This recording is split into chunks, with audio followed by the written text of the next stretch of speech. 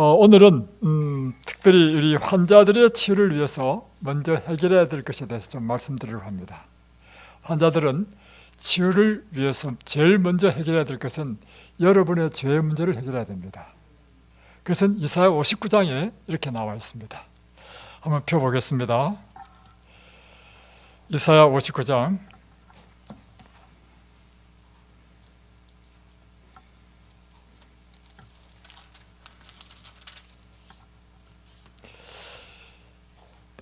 다 찾으셨습니까?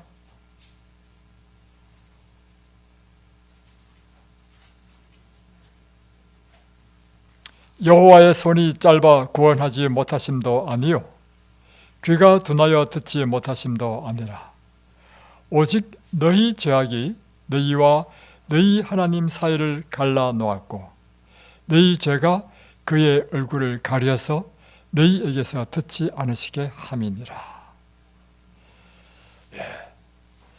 여기 보면 여호와의 손이 짧아서 너를 구원하지 못하심이 아니다. 하나님은 너희 여러분의 모든 어려움과 고난으로부터 구원하실 수 있는 분이시다는 것입니다. 그리고 그가 귀가 둔하여 듣지 못하심도 아니라 여러분이 하나님께 기도할 때 그 모든 기도를 하나님께서는 들으신다는 것입니다. 그럼에도 불구하고 우리가 기도를 드렸는데 그 기도가 응답이 되지 않고 아무리 기도해도 그 기도의 응답을 받지 못하는 이유는 무엇인가 하는 것입니다.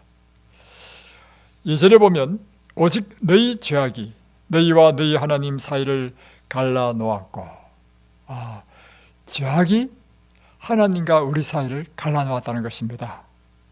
너희 죄가 그의 얼굴을 가려서 너희에게서 듣지 않으시게 함이니라. 우리가 죄를 품고 그 죄를 가지고 있을 동안에는 하나님께서 여러분의 기도를 들을 수가 없다는 것입니다. 그래서 하나님께서는 우리에게 당신의 생명의 그 치유력을 끊임없이 내려주시는데 우리가 그 생명의 치유력을 막아버리고 있는 것이 있습니다. 그것이 우리 죄라고 하는 것입니다. 예를 들면 이와 같은 것이죠. 어제 비가 왔잖아요. 그제도 비가 오고 아무리 비가 오더라도요, 여러분 이 건물 안에 들어와 있으면 비를 못 맞죠. 마찬가지로 우산을 써도 비를 안 맞죠. 마찬가지로 아무리 하나님께서 생명의 치유력을 내려주신다 할지라도 우리 죄가 우리에게서 해결되지 않고 가지고 있으면요, 그 치유력이 우리에게 임하지 않는다는 것입니다. 죄가 가려버린다는 것입니다. 막는다는 거예요. 그래서 여러분, 우리 죄 문제를 제일 먼저 해결해야 됩니다.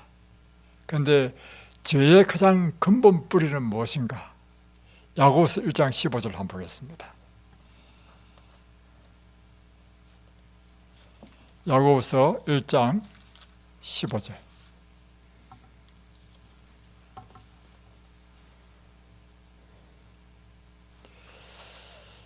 욕심이 잉태한 즉 죄를 낳고 죄가 장성한 즉 사망을 낳느니라. 그러니까 죄는 무엇으로 기인하냐면 우리 마음의 욕심으로부터 기인한다는 것입니다. 욕심이 잉태한 즉 죄를 낳는다는 것입니다. 그래서 여러분의 마음속에 모든 욕심을 먼저 버려야 됩니다. 그래야 근본적으로 죄의 뿌리를 제거하는 것입니다. 두 번째는 그 욕심으로 잉태된 그 죄가 내 안에 남아있는 한 내 인생의 문제는 하나님께 아무리 기도하더라도 하나님께서 들으실 수 없다는 것입니다. 그래서 우리가 갖고 있는 이 죄를 또한 처리해야 된다는 것입니다. 그러면 우리가 어떻게 이 죄를 처리할 것인가?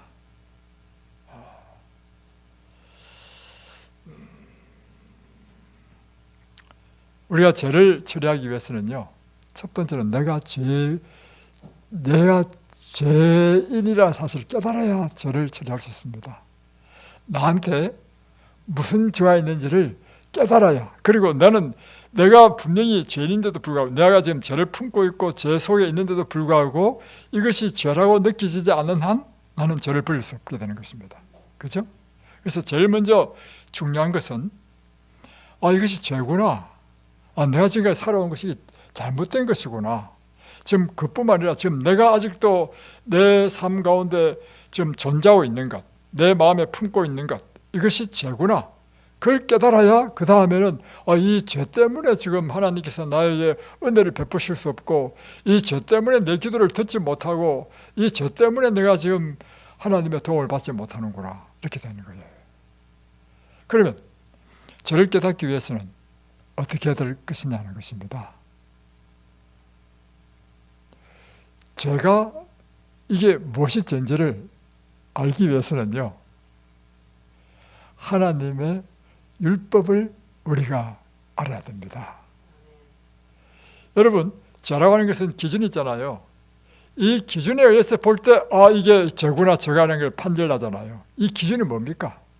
이 기준은요, 하나님의 율법인 것입니다. 그래서 첫 번째 여러분 하셔야 될 일이 뭐냐면 하나님의 말씀을 연구해야 하는 것입니다. 하나님의 말씀을 연구할 때 하나님께서 하시는 일이 뭐냐면 성령을 우리에게 보내셔서 이 말씀의 뜻을 깨닫게 하는 것입니다. 이 말씀의 뜻을 깨달을 때 비로소 무엇이 이르러오냐면 내가 그동안 이런 죄를 지었구나 하는 걸 깨달은 것입니다. 그러니까 여러분이 말씀을 보지 않으면요, 성령이 여러분이 임하지 않습니다. 성령은 기도만 하는 데서 이루어지는 것이 아니고요, 성령이 반드시 우리에게 들어오는 통로가 있는데 그것은 말씀입니다. 그래서 우리가 여러분이 말씀을 이렇게 연구할 때 성령께서 우리 안에 임하셔서 이 말씀을 깨닫게 하시고 이 말씀을 오늘 내 마음판에 비추는 거예요. 그래서 나 자신의 모습을 보게 하는 것입니다. 자, 그래서 우리가 이제 사실은 아침에 이제 출근할 때 제일 먼저 뭐 합니까? 세수하고 머리 감고 막 빗고 할 때 어디 앞에서 합니까? 거리 앞에서. 그리고 옷을 입고 옷이 제대로 입었는지 딱 거리 앞에 쳐다보잖아요. 제가 설교하기 전에 항상 요 뒤로 가죠. 요 뒤에 먼저 뭐 있는지 아십니까? 거울이 있습니다. 그러면 우리 영혼이 지금 죄가 있는지 없는지, 잠깐만요. 우리 이상무 선생님 한 칸 더 앞으로 오실래요? 뒤에 계시는 우리 김남신 어머님이 안 보입니다. 예. 제 모든 분이 제가 다 보여야 돼. 그리고 최영란 씨도 잘 안 보입니다. 예. 저 위치를 바꿔가지고 제 얼굴을 볼 수 있도록. 예. 네, 됐습니다. 제 얼굴, 제 눈을 보세요. 예. 이제 거울 앞에 서가지고 이제 뭐 묻었는지 머리는 제대로 잘 됐는지 딱 이렇게 손질하잖아요. 그러면 우리 영혼에 정말 오점이 없고 깨끗하고 한 우리 영혼의 거울은 무엇이냐? 이것이 바로 말씀이고, 더 구체적으로 말씀드리면 하나님의 율법이라는 것입니다. 그래서 십계명은 우리 영혼의 거울입니다. 그래서 오늘 저는 여러분에게 제일 먼저 선언해야 될 것, 내 영혼의 모든 더러움, 죄를 씻는 일을 하는 일을 좀 말씀드리고 싶고, 이것을 해결하는 방법을 좀 말씀드리고 싶습니다. 첫 번째는 날마다 여러분이 영혼의 거울 앞에 서십시오. 그래서 하나님의 말씀으로 여러분 자신이 비춰지는 자신의 모습을 볼 수 있는 그런 기회를 가지십시오. 그럴 때 성령께서 여러분에게 깨닫게 하실 것입니다. 그러면 그 깨닫게 하시는 그 깨달음에 따라서 우리가 하나님 앞에 죄를 버리는 일을 해야 되는 것입니다. 자, 먼저 죄를 버리는 일은 이렇습니다. 이것이 죄라고 할 때 이 죄의 용서를 먼저 구해야 되죠. 그럴 때 죄의 용서를 구하는 방법은 이 죄에 대하여 내가 슬퍼하고 뉘우치고 다음에 이 죄를 하나님 앞에 고백하는 것입니다. 하나님 앞에 고백하면 요한일서 1장 9절에 보면 저는 미쁘시고 의로사 우리 죄를 사하시며 우리를 모든 불의에서 깨끗하게 해주신다 했습니다. 그래서 여러분, 내가 잘못된 것이 있으면 하나님 앞에 고백하십시오. 다음에 고백한 다음에 해야 될 일이 있습니다. 실제적으로 내 삶에 변화가 있어야 돼. 내가 기억할 것이 있으면 기억해야 돼. 삶의 결단이 필요한 것입니다. 자, 그러면 제가 하나씩 해보겠습니다. 10계명 가운데 첫 번째 계명, 여러분이 이 첫 번째 계명을 잘 지키는지 한번 확인해 보십시오. 나 외에 다른 신을 섬기지 말라. 여러분, 하나님 외에 다른 신을 섬기고 있는 분 계십니까?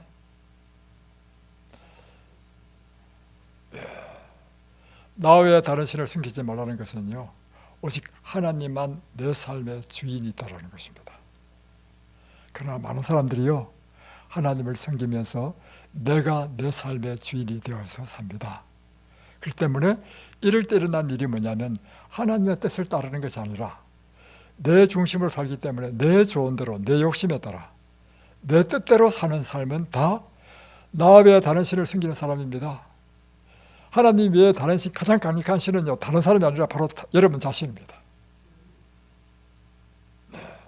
그래서 여러분, 나 외에 다른 신을 섬기지 말라는 이 계명에는 오직 하나님이 내 삶의 주인이고, 내 삶의 모든 삶은 하나님께서 원하시는 뜻대로 산다는 것을 의미하는 것입니다. 두 번째 계명, 우상을 만들지 말고 그것에게 절하지 말라. 여러분, 우상을 섬기시는 분 계십니까? 그 앞에 절하시는 분 계십니까? 여기서 우상이라는 것은요, 예를 들면 우리가 생각하는 하나님 이외의 다른 신들, 뭐 부처라든가 태양신상이라든가 이런 것을 의미하지 않습니다. 다시 표현하면요, 하나님을 믿는 우리가 섬기는 하나님의 형상도 어떤 형태든지, 예수님의 형태든지, 그 모든 하나님과 관계되는 것도 그걸 상으로 만들어서 그것을 섬기고 절하고 하는 것은 다 우상을 섬기는 것입니다. 그것을 했다면 여러분, 그 죄로부터 돌아서야 됩니다. 세 번째, 내 이름을 망령되이 일컫지 말라. 하나님 이름을 망령되이 일컫는 분 안 계시겠죠? 네 번째, 안식일을 기억하여 거룩히 지키라. 많은 사람들이 이 계명에서요, 이 계명을 범하면서도 범하고 있다고 생각하지 못합니다. 왜냐하면 예수님께서 일요일날에 부활하셨기 때문에 부활날을 섬기는 사람들이 참 많이 있어요. 그러나 10계명 가운데는요, 부활일을 섬기라, 그렇게 기억하여 그렇게 지키라 말하지 않고요, 안식일을 기억하여 그렇게 지키라 했습니다. 그것은 하나님께서 이 세상을 창조하신 기념으로 세우신 7째 날을 기억하여 그렇게 지키라는 말씀입니다. 이렇게 한 조목 한 조목 따져가면요, 우리 삶 가운데 얼마나 우리가 많이 죄를 지으면서도 죄가 죄 아닌 것처럼 사는 것이 얼마나 많은지, 그러니까 우리의 삶이 하나님 뜻대로 살지 못하는 것이 얼마나 많은지, 그러니 하나님께서 우리 기도를 듣지 못하신다는 것입니다. 다섯 번째, 내 부모를 공경하라. 부모의 명예를 높여주고, 또 부모님이 노셨을 때 그를 잘 봉양하고, 이것이 내 부모를 공경하는 것입니다. 우리 현진 씨 잘하고 계시죠? 부끄러워요? 잘하고 계실 줄 믿습니다. 다음에 여섯 번째, 살인하지 말라. 여러분 중에 살인한 사람 아무도 없겠죠? 그러나 예수님께서 말씀하시기를, 남을 미워하는 자는 살인한 자라 했습니다. 여러분 마음속에 누구를 미워하고 있다, 그것은요, 여러분이 살인죄를 범하는 것입니다. 그래서 여러분이 한 조목 한 조목 이렇게 따져보면요, 내가 나에게 피해를 주고 나에게 심각한 손해를 준 사람, 본능적으로 우리 마음이 일어나는 마음이 뭐예요? 미움이잖아요. 내가 아픈데 지난번에 상담해보니 그런 말 하시더구만. 원수 있으니까 제가 원수한 사람 생겼대. 언제 생겼습니까? 내가 아프고 났는데 아프고 난 이후에 나한테 아주 기분 나쁜 말을 한 사람이 있대. 제가 이야기했습니다. 그 원수를 빼야 됩니다. 그러니까 이 원수라는 게 뭐냐면, 미워하는 거는 이유가 다 있어요. 내 자존심을 상처를 줬다거나, 나에게 심각한 경제적인 손실을 줬다거나, 심지어 내 육체에 상해를 가했다. 실제로 나한테 피해를 줬잖아요. 그런 사람 미워하는 것, 그것이 여러분 죄라고 생각합니까? 지금까지 죄가 아니라고 생각했습니까? 그렇죠. 그런데 성경에 보니까 그를 경우라 할지라도 다른 사람을 미워하는 것은 죄라고 하는 것입니다. 그래서 저는요, 진짜로요, 이 하나님 율법이 내 마음판에 있으니까 나에게 이렇게 잘못해서 내 마음 미움이 일어나잖아요.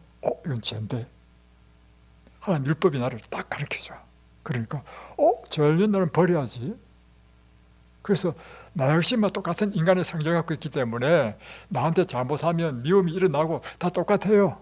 그러나 차이는 뭐냐면 이게 죄구나. 그걸 내가 깨닫는단 말이야. 왜 깨닫느냐? 내 마음판에 하나님 율법이 새겨져 있기 때문에. 그럴 때 나로서는 그 일을 할 수 없지만 우리는 누구의 힘으로 할 수 있는 것입니까? 예수님의 힘으로. 그래서 예수님, 제가 저 사람을 미워하지 않게 해달라고 기도하면 예수님이 제 마음을 바꿔준다는 사실이에요. 그러니까 아무리 나한테 잘못하고 하더라도요, 그냥 원수처럼 지내는 사람 아무도 없습니다. 다음에 여러분, 섭섭하겠다 하더라도 어떻게 하라고요? 용서해 주는데요, 용서가 내 힘으로 안 되죠. 그래서 우리는 예수님이 필요한 것입니다. 왜 우리가 예수를 믿느냐? 여러분 기억하십시오. 왜 예수님 믿느냐? 내가 할 수 있는 일이 아무것도 없어. 그래서 나는 전적으로 예수님이 필요해. 심지어 내 마음조차도 내 마음으로 안 된다고 하니까, 내 마음에 미움이 일어나는 것을 내가 미워하지 말아야지 한다 해서 되는 게 아니라는 거예요. 그래서 우리는 예수님이 필요한 거예요. 예수님, 저도 제 마음을 어떻게 못하겠습니다. 저 사람을 사랑하게 해주십시오. 제가 경험한 바로는 기도하잖아요. 기도하면 놀랍게도 내 마음이 바뀌어. 다음에 가늠하지 말지니라. 오늘날 이 사회에 편만한 것이 뭐냐면 간음죄입니다. 그런데요, 사람들이 이게 너무 편만하다 보니까 간음죄가 간음죄인지 모르고 이제는 당연히 여깁니다. 오늘날 많은 사람이 짓고 있는 것이 간음죄입니다. 심지어요, 이 너무 편만하다 보니까 우리나라 대한민국의 법에요, 간통죄를 아예 없애버렸습니다. 그러나 분명한 사실은요, 하나님의 법은 불변한 것입니다. 무엇이 간음이냐? 나와 정식적인 결혼 관계에 있지 않은 사람과 관계를 맺는 모든 것은 다 간음입니다. 그럴 경우에는 반드시 그것을 빨리 딱 정리를 해야 됩니다. 단호하게 정리해야 됩니다. 그리고 우리 자신을 하여튼 그렇습니다. 이거요, 말하기 어려운 말입니다. 그러나 그럼에도 불구하고 우리가요, 하나님 앞에 이와 같이 정결한 삶을 살지 않는 한 하나님께서 우리의 기도를 듣지 못하기 때문입니다.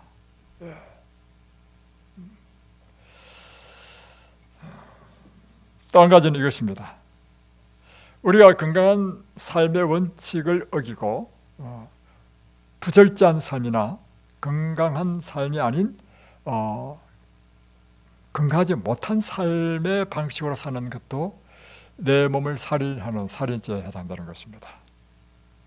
그래서 이전에는 내가 몰라가지고 술도 마시고 담배도 피우고 이렇게 했다고 한다면 그것은 살인죄를 짓는 것입니다. 끊어야 되는 것입니다. 그런데 예를 들면 여러분이 좀 충격받을 것 같아서 좀 말하기 곤란하지만, 커피를 마신다, 이게 무슨 죄입니까? 그러나 커피는요, 이 건강의 계시에 의하면 건강에 아주 치명적인 해를 끼치는 것입니다. 그래서 여러분, 커피를 마시는 것은 여러분에게 살인죄를 저지르는 것입니다. 참 표현이 좀 너무 과하죠. 그러나 그럼에도 불구하고 제 말이 틀린 말이 아닙니다. 그래서 원래 그렇습니다. 뭐냐면 침례 요한이요, 이 마태복음을 보면 나타나가지고 뭐 회개하라, 천국이 가깝다 이렇게 외쳤잖아요. 그러면서 막 바리새인들이 오니까 막 독사의 자식들아, 이거 아무나 할 수 있는 말이 아닙니다. 특별히 선지자들 하는 일이 뭐냐면 죄를 지적하는 일을 하는 것이었습니다.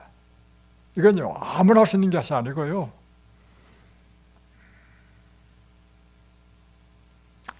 오늘날 하나님께서요, 마지막 시대 때 재림 교인들을 무엇을 두시냐면 이 세상에 마지막 엘리야로 세우신 사람들이 재림 교인들입니다.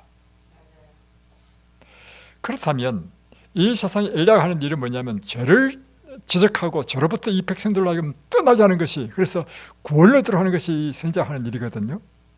그렇다면 엘리야가 첫 번째 갖춰야 될 조건은 뭐냐면 그 자신이 죄로부터 정결해야 됩니다. 자기가 죄를 품고 있으면서 어떻게 다른 사람의 죄를 지적합니까? 그러니까 여러분이 이 마지막 때 선지자로 세움을 받았다는 것은 뭐냐면 여러분 자신이 죄로부터 정결해야 된다는 것입니다. 여러분, 그리고 여러분이 이제 살아보면요, 심령이 깨끗하고 하나님 앞과 사람 앞에 거리낌이 없는 금방큼요, 정말 인생에 행복한 것이 없습니다. 많은 사람들은 뭐 출세를 하거나 구원세를 가졌거나 뭐 돈을 많이 벌어가지고 뭐 풍족한 삶을 사는 것이 인생에 마치 큰 축복을 받고 행복을 얻은 것처럼 느끼잖아요. 그러나 제가 살아본 결과는요, 그렇습니다. 심령이 깨끗해서 하나님 앞과 사람 앞에서 내가 거리낌이 없을 때 이것만큼 행복한 것이 없어. 그래서 여러분, 우리의 삶 가운데 하나님과의 관계나 사람과의 관계의 껄끄러움이라든가 해결되지 않는 것이 있다면요, 빨리 정리해야 됩니다. 그래서 언제나 하나님 앞과 사람 앞에서 정말 거리낌이 없는, 이럴 때 여러분에게 하나님의 은혜가 폭포수처럼 여러분에게 임하시고 여러분의 치유는 급속할 것입니다. 자, 오늘은 민수기 우리 21장 지난번에 이어서 계속해 보겠습니다.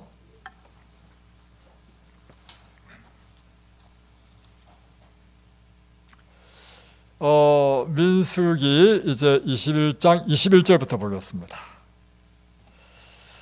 이스라엘이 아모리 왕 시온에게 사신을 보내어 이르되 우리에게 당신의 땅을 지나가게 하소서. 자, 이게 뭐냐면 드디어 이스라엘 백성들이 이 가나안 땅을 향해서 이제 북쪽으로 이제 진군합니다.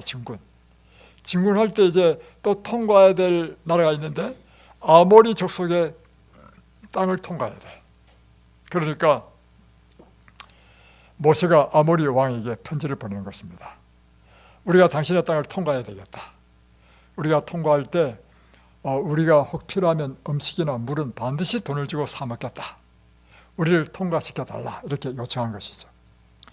자, 22절, 우리에게 당신의 땅을 지나가게 하소서.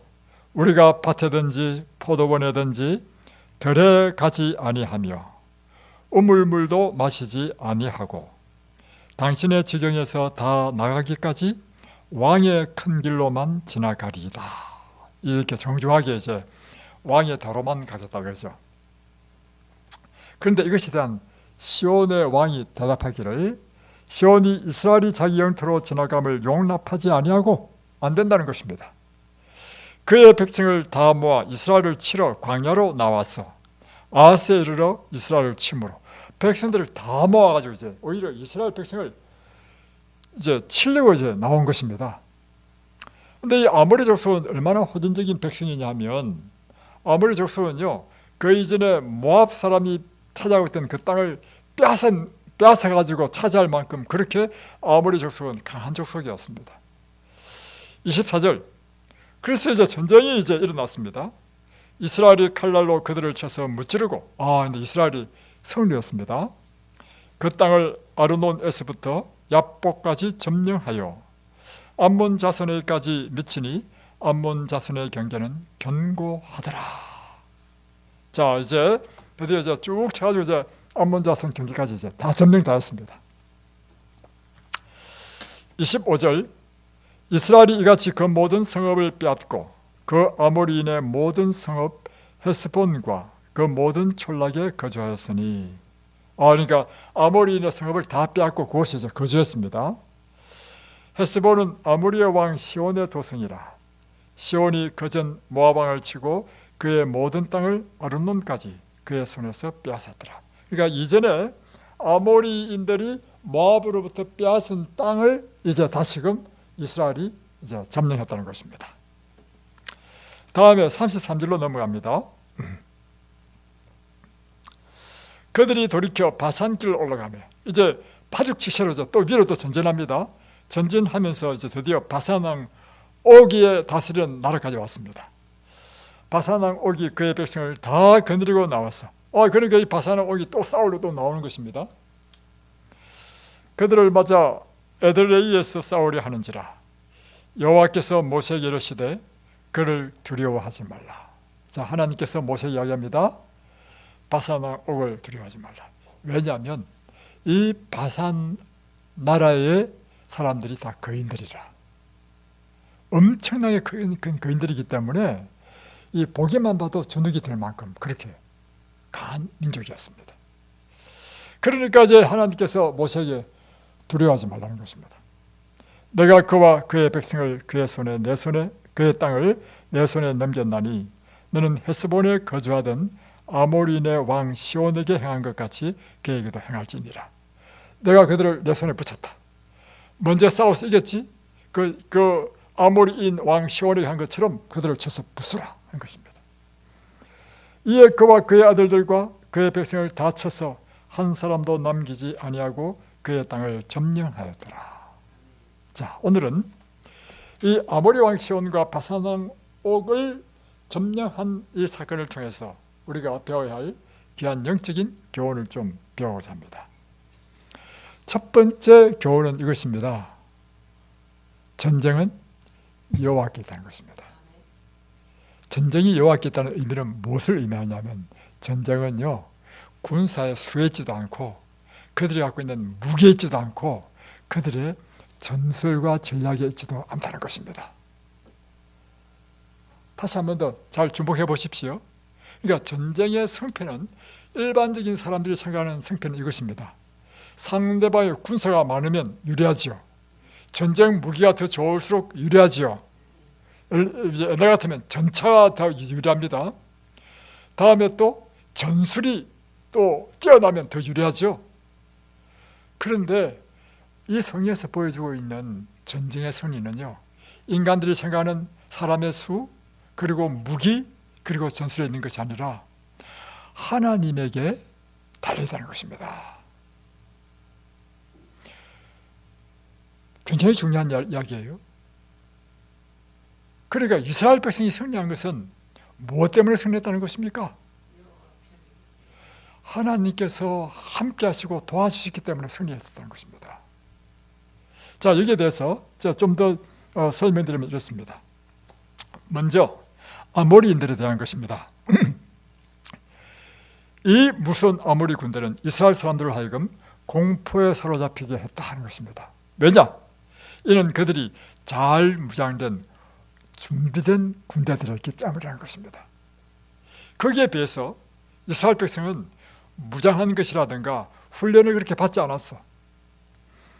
다음에 전쟁의 기술에 있어서도 그들은 원수들이 유리한 것입니다. 그래서 인간의 악몽으로 볼 때는 이스라엘 백성들은 도저히 이 싸움에서 이길 성산이 없었다는 것입니다. 자, 이럴 때 모세는 이 전쟁을 앞두고 뭘 했는가? 그의 시선을 구름 기둥을 향했다는 것입니다. 구름 기둥은 무엇을 상징하죠? 하나님의 임재를 상징하죠. 그때 그는 하나님을 바라봤다는 것입니다.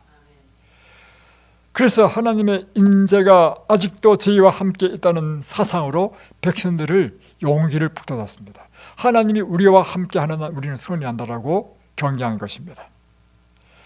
그와 동시에 모세가 한 것은 뭐냐면 그가 할 수 있는 전쟁을 위한 준비는 또 최선을 다하여 다 준비를 했다는 것입니다. 그럴 때 하나님께서 모세에게 이런 명령을 했습니다. 신명기 2장 24절로 25절을 보면 신명기는 이 전쟁을 보다 더 자세하게 설명하고 있습니다. 여기 보면 너희는 일어나 진행하여 아르논 골짜기를 건너라, 구체적으로 설명하고 있습니다. 내가 헤르본 왕 아모리 사람 시온과 그 땅을 내 손에 붙였다. 하나님께서 아모리 왕 시온 내 손에 붙였다. 그리고는 더불어 싸워서 그 땅을 얻어라. 오늘부터 내가 천하 만민으로 너를 무서워하며 너를 두려워하게 하리니 그들이 내 명성을 듣고 떨며 너로 인하여 근심하게 하리라. 그러면서 33절에 보면 우리 하나님 여호와께서 그를 우리에게 넘기심에 우리가 그와 그의 아들들과 그의 모든 백성을 쳤다.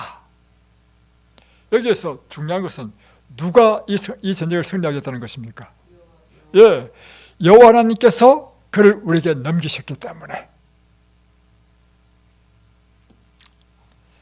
그래서 이제 드디어 승리를 해가지고 이스라엘 백성들은 이제 아르논 강을 건너서 적을 향해 계속 진격했습니다. 그리고 이제 드디어 바산 왕을 또 이제 공격하는데 이 바산 왕을 공격할 때 또 하나님께서 하신 말씀이 그를 두려워하지 말라. 왜냐하면 그는 거인이었거든요. 그도 또한 내 손에 붙였다 하는 것입니다. 여러분, 이것은 우리에게 강력한 기회를 주고 있는데 이 출애굽의 그 가나안 땅을 점령한 거 보면요, 다 이런 이야기입니다. 다시 말하면 이 출애굽 때 가나안 땅을 점령한 전쟁에서는요, 여호와 하나님께서 이스라엘 백성들과 함께 하셨고 하나님께서 전쟁에 승리하게 하심으로 결국은 가나안 땅을 점령했습니다. 이것은 우리에게 어떤 강한 메시지를 주냐면요, 우리 인생에 있어서도 승리의 비결은요, 하나님에게 있다는 것입니다. 여호와께서 우리 인생의 승리의 비결이라. 그럼 구체적으로 우리 삶에 무슨 면에서 그분이 승리를 하게 하시는가? 여러분이 학생이면 여러분의 학업에 있어서 그 학업을 뛰어나게 하고 성취시키는 것이 여호와 하나님이시고요, 여러분이 만약에 사회인이어서 이 세상에 사업을 한다면 그 사업을 성공하게 하시는 분도 여호와 하나님이시고요, 여러분이 지금 결혼 정령이 돼가지고 결혼을 해야 될 때가 있다면 그 결혼을 성공적인 결혼을 할 수 있도록 하시는 분도 여호와 하나님이라는 것입니다. 그러니까 지금 민수기에서는요, 전쟁에 대한 이야기를 했지만 이 전쟁 이야기는 우리에게 대입하면 우리가 무슨 전쟁합니까? 우리의 전쟁은 이것입니다. 우리의 삶에서 필요한 것들, 그 모든 것에서 승리하게 하시는 분은 여호와 하나님이시다. 제가 그 옛날에 이제 청학빌라라는 곳에 살았습니다. 제가 2층에 살았고 그 4층까지 있는데 1층에 삼육초등학교 교사이신 집사님이 계셨습니다. 근데 그 아들이 고3이 될 때였습니다. 그 아들이 이제 고3이 되었고 그 아이는 그냥 공부를 적당하게 하는 보통 수준의 아이밖에 안 되는 아이였습니다. 그런데 이제 어느 날 이제 신앙심이 참 좋은 아이였죠. 어느 날 우리 교회 어떤 목사님이 이제 주말 봉회로 오셨는데 특별히 예수님의 생애를 깊이 날마다 하루에 1시간씩 이 명상하는 것이 좋다는 설교를 했어요. 이게 시대소망에 보면 나옵니다. 그 설교에 이 청년이 굉장히 큰 깊은 감동을 받았습니다. 그는 그가 고등학교 3학년인데 고3이면 지금 뭘 해야 됩니까? 입시를 좀 준비해야 될 거 아니에요.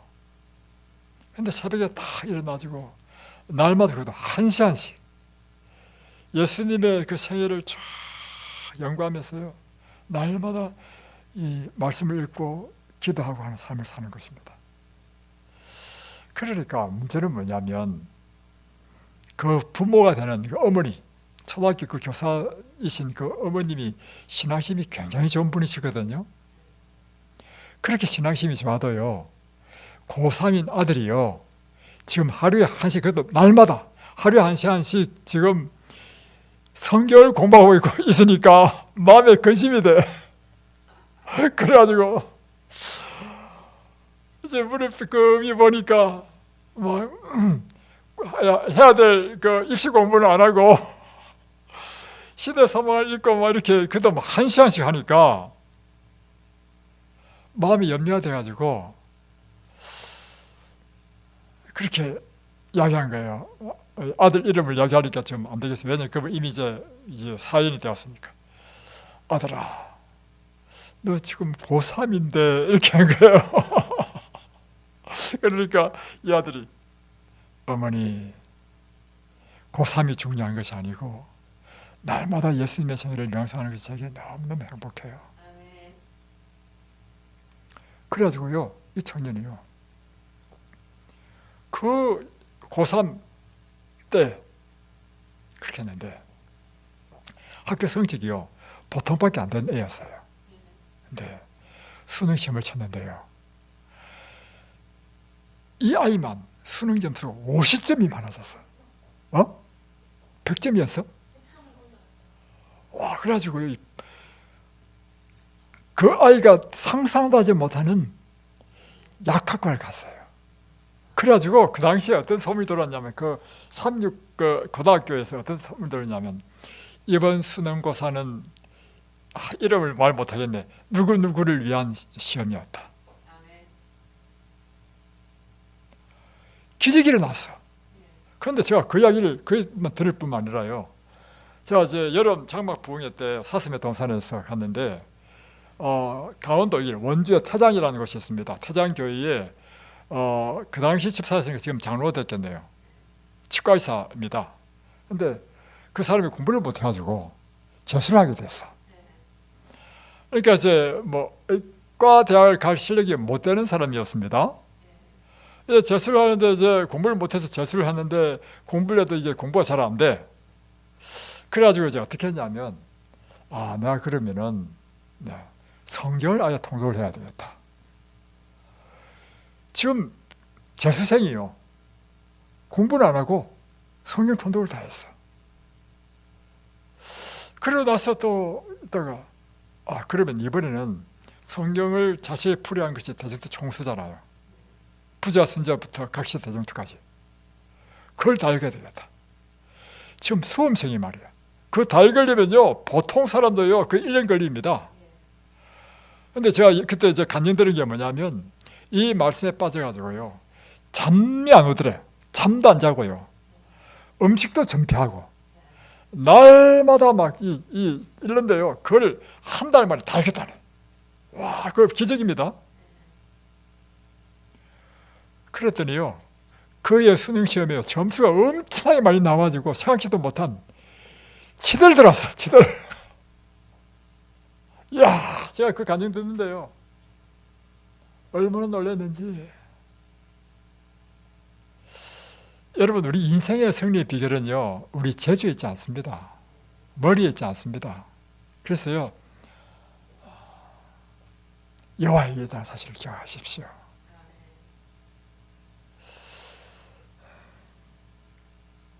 사업도 마찬가지입니다. 하나님께서 딱 도와주시니까요 기적이 일어나더구만. 그래서 여러분, 우리의 인생의 승리의 비결은 하나님에게 있습니다. 그렇다면 이것은요, 여러분의 질병을 치료하고 여러분이 건강을 회복하는 비결도요 누구한테 있냐면 여호와 하나님에게 있습니다. 하나님에게는 우리 인생의 문제가요, 그분은 아무 문제가 안 돼. 우리의 유전자에 하나님께 손가락만 딱 건드리면요, 한순간에 다 해결될 수 있습니다. 두 번째는 이것입니다. 그래서 여러분이 하셔야 될 일이 뭐냐면, 날마다 하나님과 친밀하게 사귀십시오. 하나님께 집중하십시오. 두 번째는 이것입니다. 이 아모리 족속에 대한 이야기는요, 창세기 15장에 아브라함에게 하신 말씀입니다. 그 내용이 한번 보겠습니다. 창세기 15장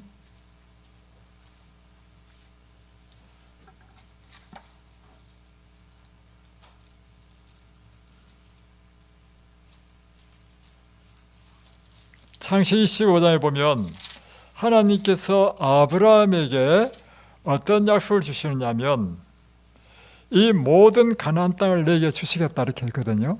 약속을 하면서 어떤 말을 했냐면 13절에 여호와께서 아브라함에게 이르시되 너는 반드시 알라. 내 자손이 이방에서 객이 되어 그들을 섬기겠고 그들은 400년 동안 내 자손을 괴롭히리라. 가나안 땅을 주시는데 당장 주시는 것이 아니고 400년 후에 주신다는 것입니다. 그리고는 그 400년 동안은 네가 오히려 저 이방 애굽에 가가지고 종이 되어서 400년 동안 종살이를 하게 될 것이다. 그 이후에 이 가나안 땅을 주겠다는 것입니다. 그러면서 16절에 보면 내 자손은 4대 만에 이 땅으로 돌아오리니 이는 아모리 족속의 죄악이 아직 가득 차지 아니함이니라 하시더니.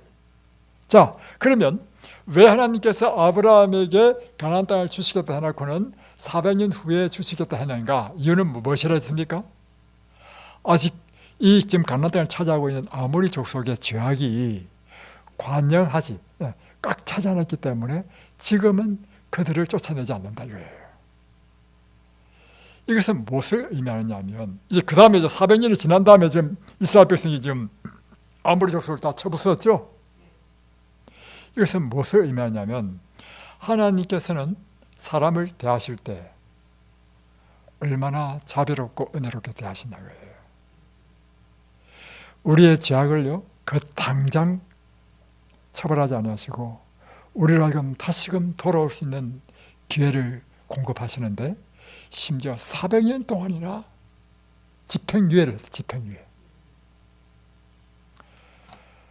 그러니까 하나님의 오래 참으심, 인자하심이요, 아모리 족속에 이와 같았다면 그분은 오늘 누구에게도, 우리에게도 그와 같이 오래 참고 계신다는 것입니다. 그러니까 아모리 족속이 400년의 유예 기간 동안 뭘 해야 되겠습니까? 회개하고 그들의 죄악을 버려야 된다는 것입니다. 여기 보면 이렇게 기록되어 있어요. 부자 선지자에는 원래 아모리인들은 우상을 숭배하는 자들이었으며 큰 죄를 범하였으므로 진멸되는 것이 당연했으나 하나님께서는 그들을 400년 동안이나 자비를 베푸셨다. 그리고는 그들에게 창조주 하나님에 대한 많은 증거들을 보여주시면서 하나님께 돌아오도록 호소하셨다는 것입니다. 그러나 그 400년의 기간 동안 그들이 돌아오지 않고 오히려 그 죄악의 잔이 점점 차니까 하나님께서는 이 아모리인을 심판했다는 것입니다. 또 한 가지 여러분이 기억하실 게 있습니다. 이제 민수기를 지나가지고 신명기 지나서 여호수아서를 보면 가나안 땅을 점령할 때 하나님께서 하시는 명령이요, 여러분에게 좀 당혹스러운 명령일 수 있습니다. 그게 뭐냐면, 이제 이 가나안 땅을 멸할 때 남자, 여자 할 것 없이요, 다 멸하고요.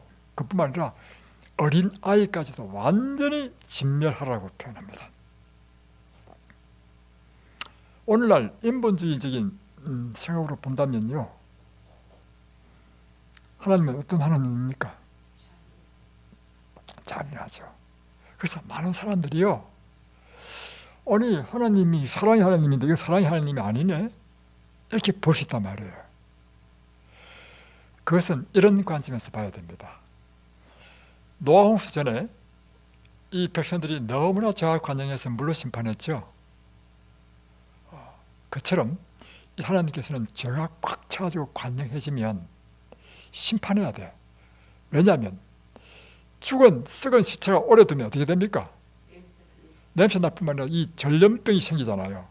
성한 사람에게도 피해를 줘요. 그래서 빨리 처리해야 되는 것처럼 이들이 가나안 땅에서 한 온갖 죄악들이요, 너무나 관영하기 때문에 완전히 진멸해야 돼. 그래서 이스라엘 백성들에게 전염이 되지 않도록. 그래서 하나님께서 심판의 한 방법으로 이스라엘 백성들을 하여금 점령하게 한 것입니다. 다음에 또 하나는 이것입니다. 아모리인들에게 400년을 기다린 것처럼 모든 사람에게도 이와 같이 그 죄악을 회개할 수 있는 기회를 주시는데, 우리에게는 언제까지 주시느냐면요, 죽을 때까지 주십니다. 우리 생명이 있는데 한까지. 얼마나 자비로운 분이십니까? 그런데 이렇게 하다 보니까 하나님의 자비와 사랑을 사람들이요, 오해해가지고 죄를 지어도 심판 안 하네, 죄를 지어도 당장 하늘에서 천불이 안 떨어지네, 그러니까 하나님이 안 계신가 보다, 그러면서 죄를 짓는데 담대해진다는 것입니다. 그러나 기억하십시오. 이 아모리인들이 사면이 지날 때는 완전히 읽어보면요, 아이들까지 다 죽이려 했습니다. 진멸하려 했습니다. 그래서 하나님의 이 자비의 기간 동안 우리가 당연히 해야 될 일은 무엇인가 하면 하나님께 돌아오는 일인 것입니다. 성령의 호소에 순복하고 그분의 뜻대로 우리의 삶을 살아야 할 것입니다. 오늘 그와 같은 부르심으로 우리를 부르셨다고 믿습니다. 하나님의 뜻에 순종하는 삶을 살게 되시길 바랍니다. 기도하겠습니다.